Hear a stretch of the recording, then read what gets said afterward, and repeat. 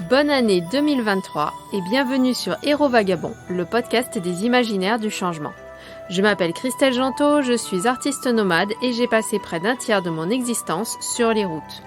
Dans cet épisode, je suis avec Thierry Chan Le Bruley, un photographe nomade. Nous allons vous parler des différents types de frigos que nous avons eu dans nos véhicules aménagés. Donc on a eu frigo congélateur Trimix, on vous expliquera ce que c'est. On a aussi testé chacun de ne pas avoir de système de froid pour garder les aliments. Et puis maintenant, Thierry Chan a une glacière Weco thermoélectrique. Oui, donc bonne année aussi à tout le monde. Alors pour commencer, moi sur mon parcours dans le camping-car, j'avais un frigo Trimix à compression qui faisait quasiment ma taille avec une porte congélateur. C'était un petit peu comme à la maison. Donc il fonctionnait en Trimix, c'est-à-dire qu'il fonctionnait en 12, 220 et gaz. Il fonctionnait en 12 quand je roulais. C'était le strict minimum, c'était pour maintenir le froid. Dès lors que j'ouvrais le gaz, quand je m'arrêtais, là je pouvais l'allumer et fonctionner sur le gaz. Là j'étais vraiment autonome sur ma bouteille de gaz. Et dès que je branchais mon véhicule à une prise sur une aire de camping-car, il basculait automatiquement en 220. C'est quand même confortable. Mais dans l'esprit nomade, ça m'a longtemps posé un problème parce que c'est un peu comme un frigo comme à la maison. Après, quand je suis passé sur le camion, j'ai commencé sur un petit Trimix qui était sous la cuisine. Il fonctionnait mal, il s'éteignait sans arrêt, donc ça m'a pas plu. C'est la technologie à absorption. Donc là, c'est pas une technologie très performante. Ça descend pas beaucoup en fait au niveau du froid, au niveau de la température.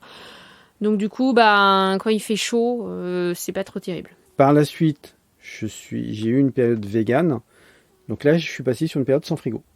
Voilà, je trouvais ça vachement pratique. Au niveau de ma conscience, c'était bien parce que je ne consommais pas d'électricité pour ça. J'utilisais pas d'appareil électronique, etc. Seulement, la vie vegan ne m'a pas super bien convenu. Donc je suis revenu sur une alimentation un peu plus carnée. Donc je suis revenu sur un petit frigo. Alors j'ai pris une glacière Dometic. Alors société Dometic, c'est Weco pour ceux qui connaissent la marque. Donc j'avais un TC14 de 15 litres. Donc c'était très pratique, ça consommait très peu. Par contre 15 litres, dès qu'on va faire des courses et qu'on tourne sur des petits prix, des fins de date, et puis quand on revient au camion, on se dit ça va pas rentrer. Et donc par la suite, je me suis fait plaisir, je me suis pris un TX35 de chez Dometic de 33 litres. L'avantage de cette glacière, c'est qu'elle a exactement le même moteur que la glacière que j'avais avant. Donc c'était en 12 volts, il ne consommait que 46 watts. Et quand on le met en mode éco, c'est seulement 8 watts. Donc ça fait que c'est un appareil qui consomme vraiment très très peu. Au niveau du bruit, il fait 41 décibels seulement. Je parle vraiment du modèle que j'ai. Mais comme moi, il est dans le sas, derrière la porte en bois, en fait, je ne l'entends pas du tout. Et puis, c'est relativement léger pour ceux qui veulent aménager un véhicule type fourgon, VL et tout, parce qu'en fait, le frigo ne fait que 12 kg. Et c'est quand même très pratique. Alors, au niveau tarif, c'est pas les moins chers Dometic. Par contre, je trouve qu'au niveau qualité, c'est quasiment les meilleurs qu'on puisse trouver.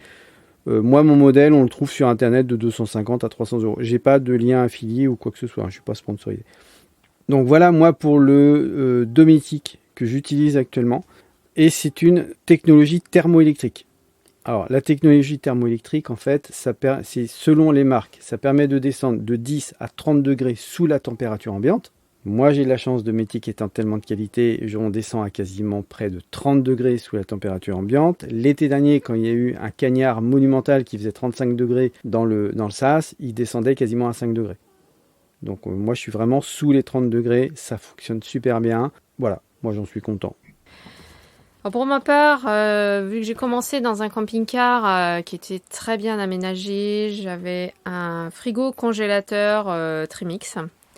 Donc avec une grande partie frigo, une partie congélateur au-dessus. Donc les Trimix qui fonctionnent donc au gaz à 220 et 12 volts. Il faut savoir qu'il ne faut pas les faire fonctionner tout le temps en 12 volts parce qu'en fait, ils se contentent de maintenir la température et encore pas de façon optimale. Et en réalité, en 12 volts, clairement, vu que ce sont quand même des gros frigos, non, ça marche pas du tout. Je tiens à préciser que le 12 volts n'est utile sur ces types de frigo que quand on se déplace. Ça évite d'éteindre le frigo et de le laisser fonctionner comme une glacière. Le 12 volts permet quand même de maintenir un petit peu de froid. Ça veut dire qu'on peut faire un déplacement avec le véhicule de 4, 5, 6 heures de route. Ça va quand même maintenir du froid, ça permet de conserver tous les éléments. Et quand on arrive, soit on se branche, là on s'arrête, soit il n'y a pas de branchement et on allume le gaz. Et là, ça marche super bien. Donc voilà, le 12 volts, pour moi, c'est à réserver uniquement pour les déplacements. Complètement. D'ailleurs, c'est vendu comme ça. Après, si le voyage est vraiment long, faut pas avoir des choses quand même trop fragiles parce que la température monte quand même. Malgré que ça reste sur du 12 volts, ça monte quand même. Alors, au niveau de la consommation en gaz, donc quand on n'est pas branché, forcément, ça va être sur du gaz. J'avais fait pas mal attention pendant un été. Il faisait assez chaud. Même si c'était pas quand même les étés qu'on a maintenant, mais il faisait quand même très chaud et dans le véhicule, il faisait 30 degrés. Et là, j'avais passé une bouteille de gaz par mois. Donc c'est vrai que ça fait beaucoup quand même. Et une bouteille de gaz juste pour le frigo et puis avoir un peu d'eau chaude pour la douche. C'est quand même une grosse consommation. Faut bien le prévoir dans le budget quand même. Parce que je m'y attendais pas trop, c'était le premier été et là c'est vrai que l'hiver, vu qu'il y a quand même le système de chauffage, tout ça, donc on se rend moins compte. Par contre l'été... J'aimerais faire une petite parenthèse. Tu as fait les marchés de Noël en Alsace. Donc dans ton véhicule tu avais un boiler qui te faisait eau et chauffage. Tu peux nous dire en combien de jours tu te tombais une bouteille ? Il n'y avait même pas besoin forcément d'aller en Alsace, même en Loire-Atlantique, il faut compter en plein hiver, mais ça on en avait déjà parlé quand on avait parlé des systèmes de chauffage, il faut compter 2 bouteilles par semaine. Donc pour le système de chauffage, le frigo, et puis avoir de l'eau chaude un petit peu pour les douches. D'ailleurs, en fait, les douches, ça change pas grand-chose réellement selon le nombre qu'on en prend et tout ça. Ça fait vraiment rien. C'est vraiment le système de chauffage et puis le frigo qui vont vraiment faire les choses. Et oui, quand il fait froid, faut compter 2 bouteilles par semaine en n'ayant pas très chaud quand même. En ayant quand même froid. Et c'est même pas en chauffant à 19. C'est même pas en chauffant tout le temps à 17. Voilà, c'est clairement en chauffant beaucoup moins que ça. Qu'on a cette consommation-là. J'ose même pas imaginer si on veut avoir 19 dans la journée et la nuit, la conso que c'est, quoi. Quand il fait très froid, quoi, qu'il y a de la neige, tout ça. Donc voilà, c'est vrai que c'est confortable. C'est confortable, le frigo Trimix, le grand frigo avec vraiment, voilà, le grand frigo avec le congélateur. Ça permet d'avoir des surgelés et tout. Après, j'ai voulu aussi tester ne pas du tout avoir de frigo. Par contre, c'était pas très facile, donc c'est pareil, j'ai été végane, après végétarienne, mais bon, dans tous les cas, c'est vrai que dès qu'on veut consommer des choses comme du houmous ou bien préparer des plats à l'avance, pouvoir les garder plusieurs jours, ou acheter des yaourts, même des yaourts végétaliens, le truc c'est qu'il faut quand même avoir du froid dans ces cas-là. Et moi, j'avais un autre souci, c'est que j'ai des chiens. Du coup, j'avais notamment une de mes chiennes qui avait des problèmes de peau et des problèmes de digestion. Donc, elle supportait plus les croquettes, que ce soit des croquettes classiques avec de la viande et des céréales dedans, ou les croquettes végétaliennes, elle ne les supportait plus non plus. Donc du coup, j'ai été obligée de passer à une alimentation fraîche.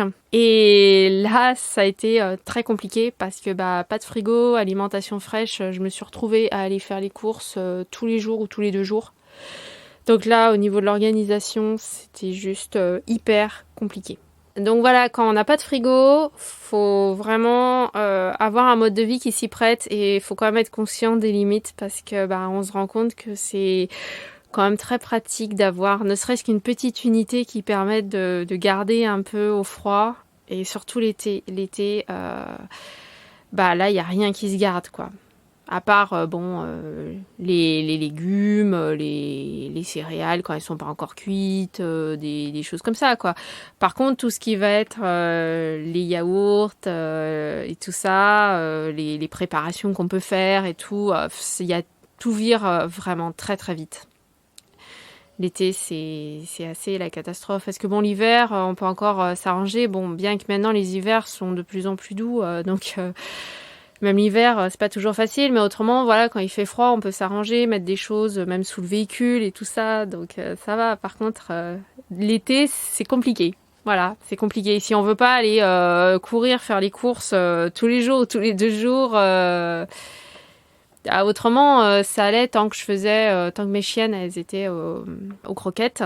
Et que moi, je cuisinais pour chaque repas que des aliments bruts, des céréales, des légumineuses et des légumes.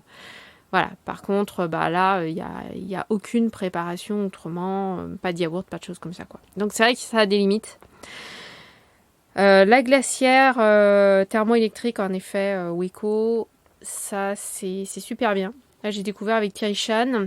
Enfin, j'ai vraiment été bluffée, là, notamment cet été où il a fait très chaud et qui faisait... Voilà, il n'y a aucun aliment qui a tourné dedans. Les yaourts, ils sont super bien conservés et tout. Donc, c'est juste super. Juste une petite anecdote, cet été, elle n'a même pas été poussée à fond. Sur, de mémoire, 7 voyants ou 6 voyants, on n'a pas allumé le dernier. Ouais, c'est possible, ça.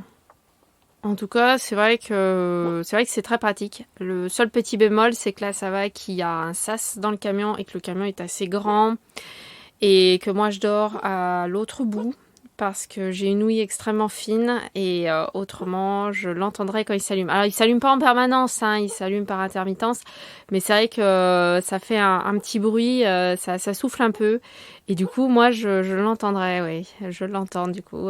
Pas à l'autre bout quand même du camion, ça va. Quand la porte est fermée.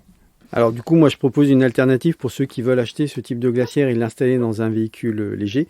Ce serait d'aménager un petit placard en bas pour pouvoir mettre la glacière avec une petite ventilation sur l'extérieur. Comme ça, en fait, quand le placard est fermé, il ne s'entendra quasiment pas comme moi quand la glacière est dans le sas derrière la porte. Voilà, petite astuce de bricolage. Par contre, faire très attention, il lui faut 5 ou 10 cm de chaque côté, tout autour, en haut, en bas, derrière, partout, pour vraiment qu'elle soit bien ventilée. Et puis du coup, si elle est enfermée dans un caisson, il faut vraiment mettre des grilles d'aération un peu partout pour qu'elle ait suffisamment d'air, parce que voilà, ça a besoin d'air. Hein. Oui, il faut que le moteur soit refroidi, parce qu'en fait, il y a le système thermoélectrique, il y a un système de ventilateur avec un radiateur en aluminium qui fait le transfert chaud-froid. Et donc le ventilateur extrait l'air chaud, c'est pas de l'air super chaud, donc ça va pas surchauffer non plus le véhicule. Par contre, oui, clairement, il faut que les grilles soient vraiment en face de cette ventilation pour que l'air puisse être extrait sans problème. Mais au moins, le fait qu'il soit dans un placard avec une grille vers l'extérieur, ça va complètement casser le bruit du ventilo. Alors, 2 autres points positifs que j'ai trouvés à la glacière Weco. C'est déjà qu'elle souffle pas beaucoup d'air chaud quand il fait chaud et qu'elle est en fonctionnement. Elle ne surchauffait pas le sas. Non, pas du tout. Parce qu'il y a des frigos, même dans les maisons, c'est juste l'enfer. Et puis, autre point positif, c'est qu'on peut choisir la dimension de la glacière. Et donc, du coup, on achète et on consomme que ce dont on a besoin. D'un seul coup d'œil, on voit tout. Et c'est vrai que finalement, on achète moins que quand on a un grand frigo, voire un frigo congélateur. Moi, je me souviens, dans mon camping-car, j'avais donc frigo congélateur et j'avais tendance à remplir le congélateur. Voilà, j'achetais des légumes surgelés, j'achetais un bac de sorbet, voilà, je mettais ça dedans. Et le truc, c'est qu'après, au bout d'un moment, en plus, moi, je suis très très mauvaise pour gérer le contenu du congélateur. Et du coup, au bout d'un moment, j'ouvrais et puis je me disais, oh là là, mais j'ai ça, c'est vrai. Ça, c'est toujours le problème des congélateurs. Quand j'ai été en logement, c'était dans des logements fixes, c'était la même chose. Le congélateur, c'était vraiment terrible à chaque fois. Je me faisais avoir sur ce que j'avais dedans, j'oubliais ce que j'avais dedans. C'est pareil quand on a un frigo assez haut avec plusieurs étages, on a tendance à se dire tout le temps qu'il est vide, il paraît tout le temps vide, voilà, on a 3 bricoles dedans et ça fait vraiment ridicule. Alors que quand on a une glacière, selon le nombre de personnes et selon la consommation de produits qu'on a, on peut la prendre plus ou moins petite, plus ou moins grande. Et du coup, ça permet, quand on met même 3 ou 4 affaires dedans, on se dit ah ouais, y a quand même tout ça déjà dedans, quoi. Donc le rapport aux aliments est plus du tout le même et du coup on gaspille pas, quoi. Et puis c'est vrai que ça consomme donc pas beaucoup. Donc c'est du 12 volts ou 220 quand on est branché. Alors 12 volts, c'est la Weco, c'est 12 ou 2 ou 24 volts en automatique. Là, ça, on n'a pas besoin de s'en occuper. Ah oui, c'est vrai. Voilà, moi, si mon camion, c'est le circuit électrique au niveau des batteries, panneaux solaires et tout, j'avais décidé d'avoir un circuit en 24 volts, je me posais pas la question, je branchais de la même façon. La glacière détecte l'intensité 12 ou 24 et s'adapte, ça c'est pas un problème. Il y a 2 branchements dessus, il y a un branchement 12 et un branchement 220, on ne peut pas les inverser. Et donc moi en fait, j'ai 2 prises derrière la glacière, donc j'ai un adaptateur allume-cigare avec une forte section pour pas que les fils chauffent pour le 12 volts et j'ai ma prise de circuit 220. Et donc elle fonctionne au 12 volts sur mes batteries, panneaux solaires et tout. Et quand je branche le camion, la glacière détecte que du coup il y a du 220 et elle bascule d'elle-même en 220 pour économiser le 12 volts. Donc je trouve que ce système automatique chez Dometic est vraiment bien, fonctionne bien et est bien conçu. Donc voilà, on a testé pas mal de choses et c'est vrai que c'est la glacière thermoélectrique Weco qu'on préfère finalement. Oui. Puis bon, même en maison, on peut très bien opter pour quelque chose de beaucoup plus petit. Et justement, pour éviter, notamment quand on n'est pas nombreux, pour éviter le gaspillage et puis aussi la surconsommation des appareils. Parce que un frigo américain pour une personne seule, il va surconsommer alors qu'il va être quasiment toujours vide, pratiquement vide, quoi. Et c'est ridicule, du coup. Bien, nous vous remercions pour votre écoute. Si vous avez aimé cet épisode, n'hésitez pas à le couvrir d'étoiles, à le partager autour de vous et à laisser un commentaire. Retrouvez-nous sur Instagram, @ChristelleGentot pour mon Insta personnel, @Claire ou Obscur pour notre Insta commun professionnel, artistique. Passez une bonne journée ou une bonne soirée, prenez soin de vous et à mercredi prochain.